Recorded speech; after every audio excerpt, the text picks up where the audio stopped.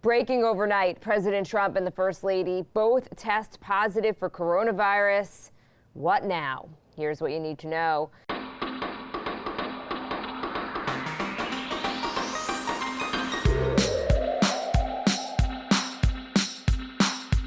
Good morning. This is Cheddar's Need2Know podcast for Friday, October 2nd. I'm Jill Wagner with Carlo Versano.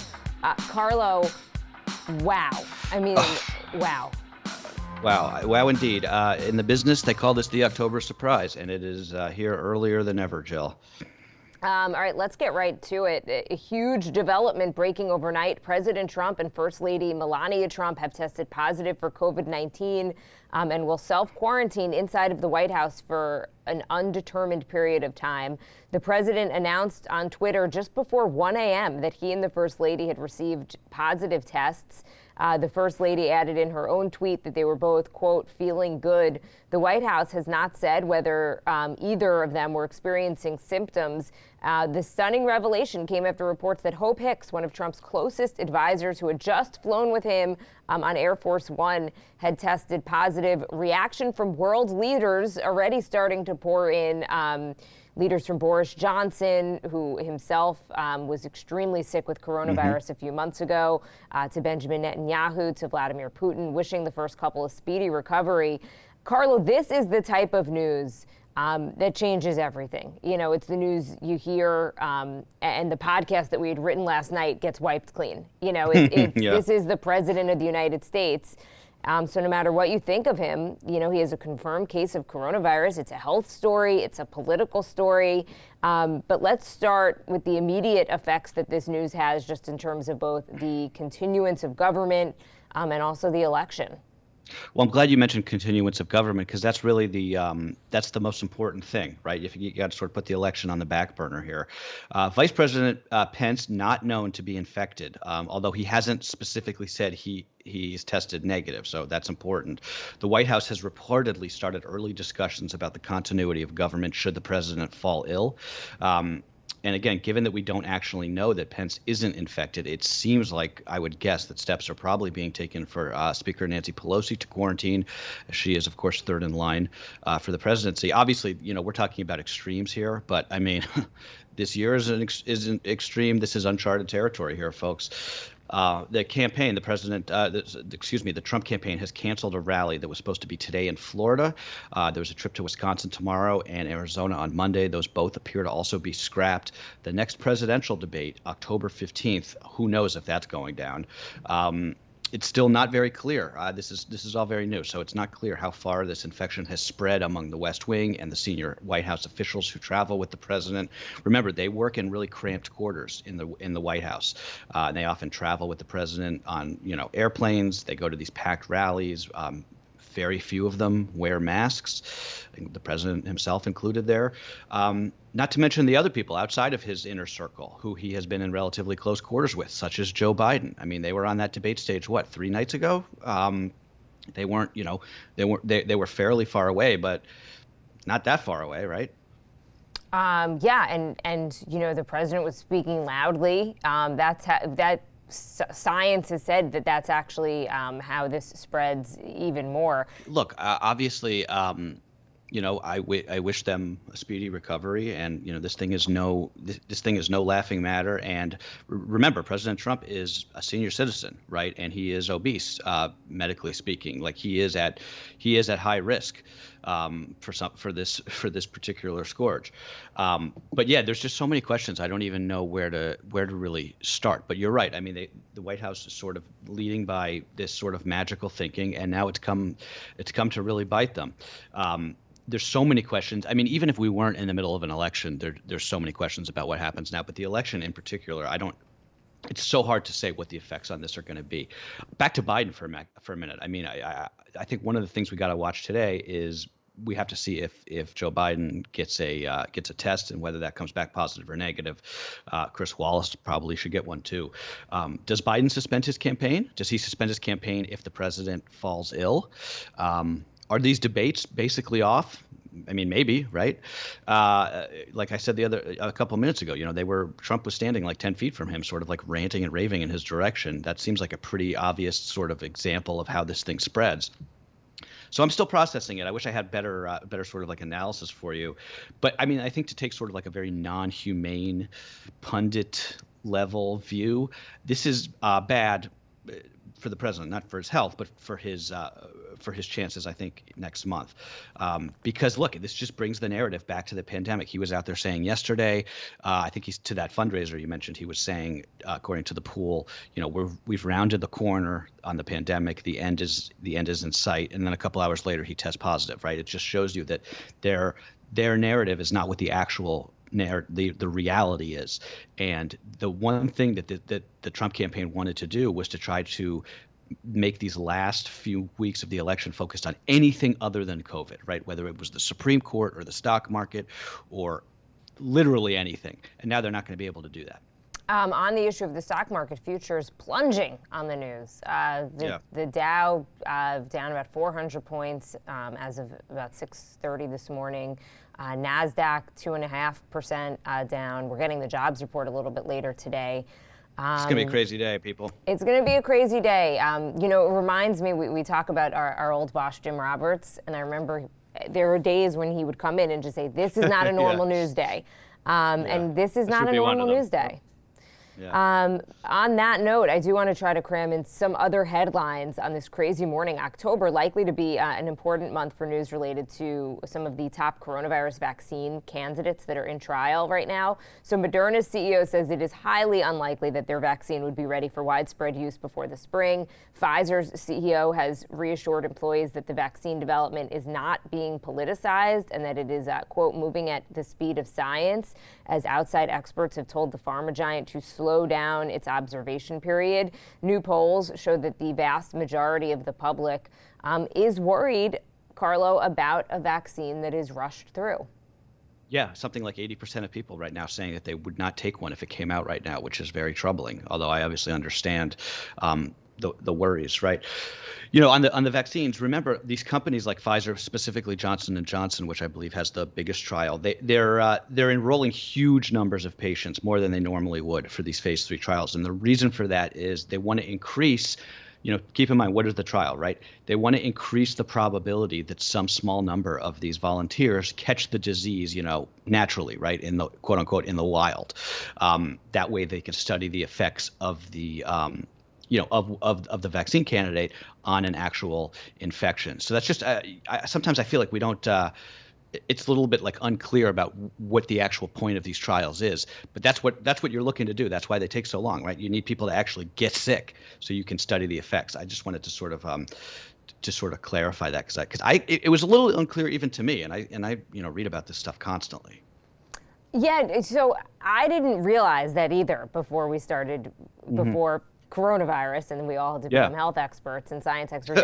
Right. I never realized that. I thought that they were exposed to it intentionally, and that had been a discussion, right? Yeah. Exposing some of these people to the virus, and you would dramatically speed up the results. But there's ethical. There's a lot of ethical. That, right? Yes, it's extremely complicated. On to what we were talking about before, the last monthly jobs report before the election comes out this morning, and economists are expecting somewhere in the neighborhood of about 850,000 jobs to have been added in September. So that would be a sharp decline from the month before. The unemployment rate expected to tick down slightly, but will almost certainly be the highest it's been headed into the presidential election. Stock futures, meanwhile, again, plummeting this morning on news of the president's infection. Yeah, think about that, right? This is whatever happens in these next couple of weeks, people are going to the polls with the highest unemployment rate that has ever been right before an election. I mean, 8.4, 8.2, whatever it is. That spells trouble for the incumbent normally. And again, we're not in normal times, so nobody knows anything anymore. But if you're running for re-election and you have an unemployment rate of 8.5%, that's not good for you. But I do want to. I don't think people should take too much stock in what the jobs report says today. Remember, just this week, Jill, we talked about 28,000 layoffs at Disney, 30,000 between American Airlines and United Airlines starting yesterday. Allstate last night just said it's cutting 8% of its workforce. Houghton Mifflin, the publishing company, 22% layoffs. Obviously, that doesn't even take into account, how many baristas and waiters and housekeepers and bellhops, have just been getting laid off by the day as their hospitality jobs have been drying up. This is just, this is a sort of slow-moving disaster, and I think that until there's really a vaccine in circulation, not just approved, but as to your point that you've made many times, until you're able to walk into an urgent care clinic or a CVS and actually get jabbed in the arm, I don't see how the economic situation gets markedly better, just in terms of like economic activity. Again, I mean, you're in Manhattan right now in a utterly empty office building, right? We need to go back to those offices so that we can go get lunch and take the subway and get our coffee, and all the people who clean our desks can come back. Like all of it's such a there's so many downstream effects to this, and now that we're in month 7 or 8 of it, and I don't know, I don't think that we're really going to be back to any sense of quote unquote normal until next summer. I don't see it. No, I agree, and I'm blanking on his name from the Atlantic. James, the guy we love. Hamlin. Right? My man. Yes. We love him. We love him. I interviewed him for Cheddar earlier this week. So I said, when do you think Americans will be able to go to a concert again without a mask, live music, crowded into somewhere? Like, right. When is that happening? I'm just curious in your timeline. Yeah. So he thought potentially summer of 2022. Wow, really? He gave it a whole nother year. Yeah, I mean, I can see it. Chew on that. Yeah, thanks. I mean, it was a question I had, because I'm like, give us a timeline. And I'll get to this at the end. Remind me to hold that thought, because I wanted to mention something. But also, the NFL has indefinitely postponed Week 3's Steelers-Titans game after positive tests came back from Titans players and staff. So the league's now scrambling to figure out how to shoehorn that game in later in the season, although fans and analysts have noted that it could unfairly punish the Steelers, whose players, by most accounts, have been taking extreme precaution to avoid an outbreak. This is really amazing to me. The NFL, when you think about it, right, they lucked out in terms of the professional sports league. COVID hit at the best possible time for them, right after the Super Bowl, right after the season ended. They had all spring, all summer to come up with the plan, and they didn't do anything. I mean, I guess they're doing some testing, and they're telling people to socially distance and wear masks, when they can. But like, give me a break. That's nothing. And now they're paying the price, right? There's that quote that I always come back to by Sean Doolittle, who's the pitcher for the Nationals, the Washington Nationals. Sports are the reward of a functioning society. I think that's going to be one of the quotes of the year, right? This is just another example of that, and it's just the NFL. I mean, they have all the money in the world, and they weren't able to figure this out, and now they're paying the price. Finally, before we get to Love, Hate, 8, the perfect story to end a wild week. Ireland's Supreme Court has ruled that the bread made by Subway is filled with so much sugar that it shouldn't be legally defined as bread. That ruling was part of a tax dispute between Subway and one of its franchisees, which was arguing that its bread shouldn't be taxed because it is a staple food. The court not buying it. How much sugar is in this bread? Or whatever you want to call it. So you're to qualify for the exemption from the VAT tax in Europe, you have to have, I believe, a 2% sugar to flour ratio, and they were saying that the Subway bread has 10%, which, I mean, isn't something about Subway. It kind of grosses me out. Am I allowed to say that? Like the smell of it really like sort of makes my stomach turn. Michelle, I think that's Michelle, who's our tech gal. She just chimed in and went, yes. So I guess she's on board with you, Carlo. Yeah, that's all I'll say there. All right, let's quickly do some Love, Hate, 8. One thing that we love, meeting new people. Remember what that was like? Joe, when you were out last week, when was that? Was that last week? Was that this week? For Yom Kippur on Monday. Yeah, when it was me and Baker, I was talking about how my brother brought his new girlfriend to my parents' house last weekend, and I met her, and I was like, this is so weird. Like, who is this person that I don't know? Like, it's just such a strange feeling of, I was like the first new person I've met in 7 or 8 months, right? Okay, one thing How that was we that hate. for a comment? I just giggled, like just Yeah, a no, that's low okay. giggle. I heard that comment. I thought it was actually funny. I listen to the podcast when I'm not here. I know you do. I know you do. Okay, one thing that we hate, just Gmail's super sensitive spam filter. I don't want to get into the weeds here, but we're doing this like migration of our need to know email list, and it's creating all these problems with the email and newsletter going to people's spam. And it's like, why can't the freaking Google robot understand that need to know isn't junk? But I will use that as a way to say, if you do get the newsletter and it goes to your spam every once in a while, do us a favor and click mark as not spam, because I think that helps, or at least it's supposed to. And one thing that we ate, bagel with cream cheese, lox, capers, all the good stuff, to break the fast. Those calories don't count, right, Carlo? Those break the fast I didn't calories. ask you how was your fast? We didn't talk about it. It was the hardest fast, like everything in 2020. It was Yeah. harder than usual. I don't know. It's not that big of a deal. Normally the day goes by quickly. I was counting the seconds. I had a headache, so it was not a great one. I would be so bad at that. I did have a Russ and Daughters bagel and lox last weekend. Have you ever gone there? I have. Oh God, it's so good. It's so good. I think they do delivery, like national delivery now They too.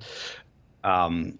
All right, Jill. Well, look, by the way, I wanted to ask you in the beginning. I was writing notes for today's pod, and I know we have to go, but I wanted to ask you how you were feeling. I know yesterday was, it was tough, and I was just thinking about you, and we got a lot of emails from people saying that they're feeling the same way, just how hard this is, and it felt really good, I think, to hear from them. Right? It was a little cathartic for me, I think, to just express how difficult this time period has been, and I hesitate to do it because I know that my situation is a lot better than so many people's, and so that has been where I've been hesitant. However, the emails that I've received and the tweets and the comments are thank you to everybody for real who has written in. I am going to respond to everyone, but of course I don't have time. So I will do it today because Fridays I tend to have a little bit more time because I'm not prepping for tomorrow. So anyway, I will. I just want to thank everyone, and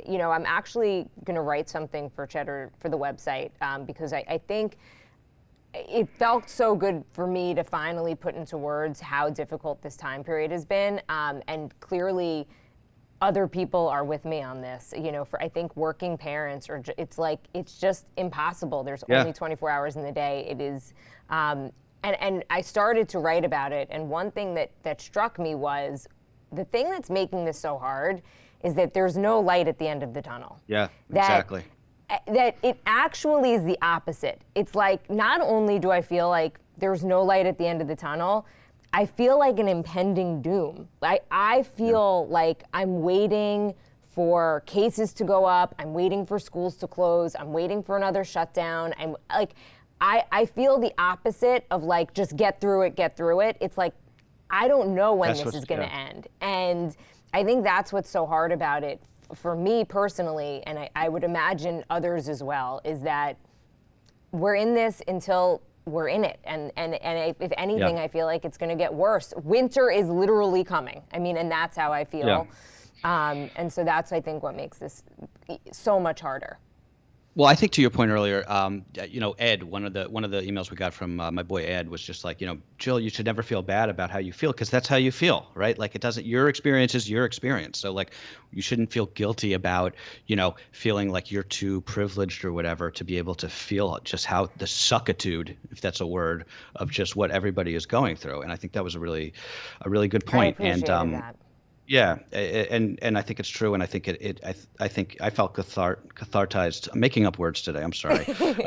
I felt it was cathartic also, and I'll leave it at there. All right, everybody, take care of yourselves. Have a good weekend. That is what you need to know for Friday, October 2nd. Bye, guys.